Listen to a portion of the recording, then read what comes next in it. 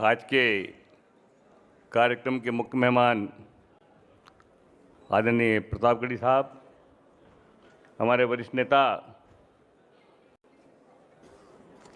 प्रदेश कांग्रेस के पूर्व अध्यक्ष आदरणीय सीपी साहब और तमाम मंच पर विराजमान हमारे नेतागण, नीचे विराजमान मेरे सभी कांग्रेस के जाबाज साथियों, सभी नेतागण, माताओं बहनों, मैंने भी देखा कि पैगाम मोहब्बत, ये पैगाम मोहब्बत का जो मैंने सद्भावना सम्मेलन का जो बैनर देखा है, इसको देख करके मुझे बड़ी खुशी हुई है। मुझे इस बात की खुशी हुई है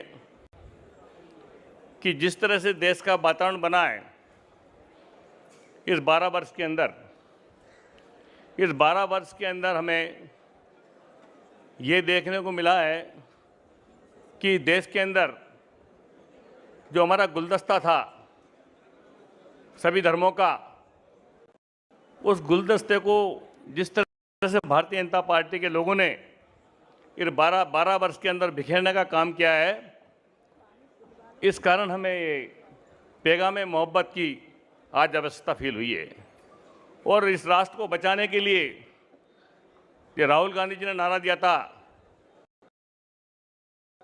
कि मोहब्बत की दुकान, ये उन्होंने 10 साल पहले जो सोचा है वो आज हमारे लिए एक आवश्यक महत्वपूर्ण सोच बन गई है। मैं देखता हूँ, मैं छबड़ा क्षेत्र का रहने वाला हूँ, मेरे विधानसभा में भी माइनॉरिटी रहती है और माइनॉरिटी के लोग, चाहे सिख हो, चाहे मुस्लिम हो, चाहे जैन हो, चाहे ईसाई हो, मैं देखता हूं कि वो लोग आज इस देश के अंदर रह करके रहने के बाद भी चिंतित हैं। ये चिंता का विषय है।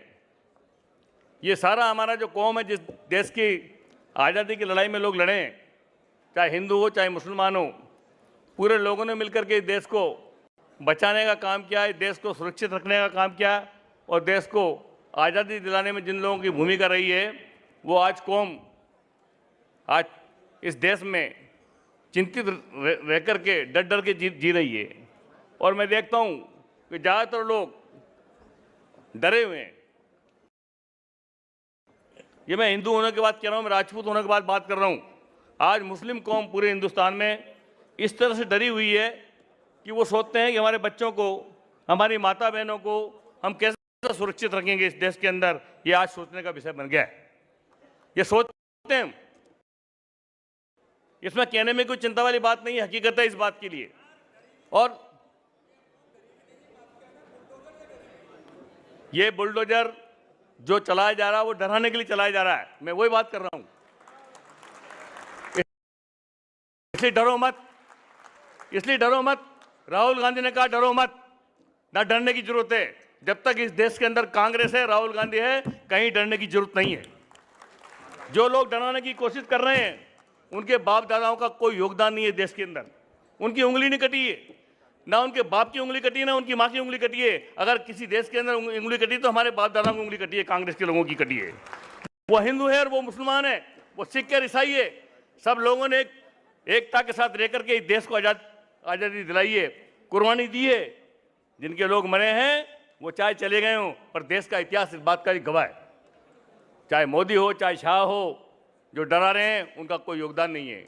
वो लड़ा करके हमको डरा करके, धमका करके वो देश पर कब्जा कर सकते हैं, प्रधानमंत्री बन सकते हैं, सत्ता हथिया सकते हैं, मगर देश के टुकड़े नहीं करा सकते हैं जब तक कांग्रेस देश के अंदर जिंदा है और राहुल गांधी जैसा बब्बर शेर ये जिंदा है। 30 साल से अगला आदमी संघर्ष कर रहा है। राहुल गांधी क्या नहीं करा उसने?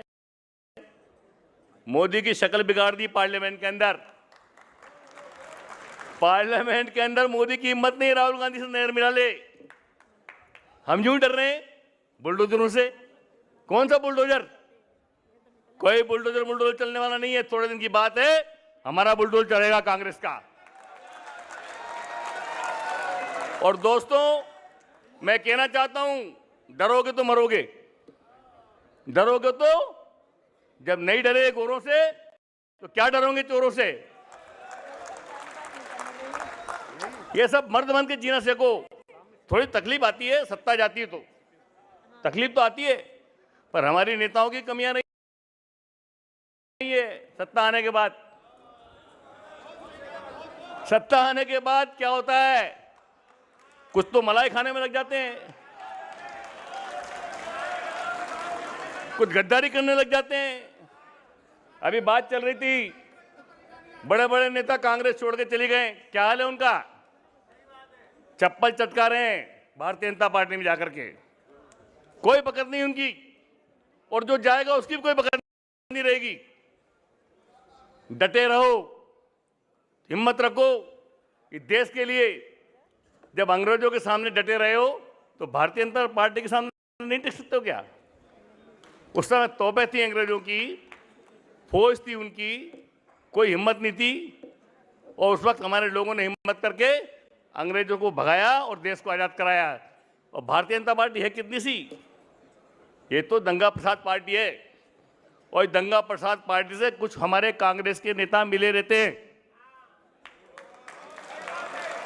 ये दंगा प्रसाद पार्टी से कुछ कांग्रेस के नेता मिले रहते हैं, इसलिए हम 2% वोट पर राजस्थान आ रहे। इमरान प्रतापगढ़ी जी, ओनली 2% वोट से आ रहे हैं हम। 25 सीटें हमारी 2% वोट से गई हैं।